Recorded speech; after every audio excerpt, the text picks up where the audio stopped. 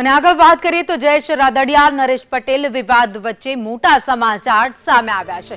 પાટીદાર અગ્રણી પરસોત્તમ પીપળિયાને ધમકી મળી છે।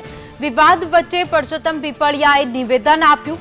નિવેદન બાદ ફોન પર ધમકી મળ્યાનો પીપળિયાએ દાવો કર્યો છે। મને ફોન કરી મારું સરનામું માંગી મને ધમકી આપવામાં આવી છે। જ્યારે આ પોસ્ટ મૂકવામાં આવી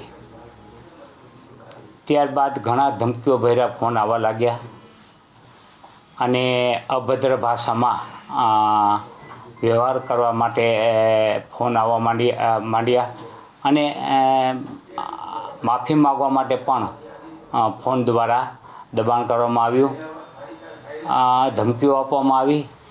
પરંતુ તે એ સ્વાભાવિક છે કે જ્યારે તમે કોઈ અવાજ ઉઠાવો ત્યારે આવા તત્વોની જે ગેંગ છે એ તમારી વિરુદ્ધ આવા પ્રકારના કૃત્ય કરી અને તમારા અવાજને દબાવવાનો પ્રયત્ન કરતા હોય છે।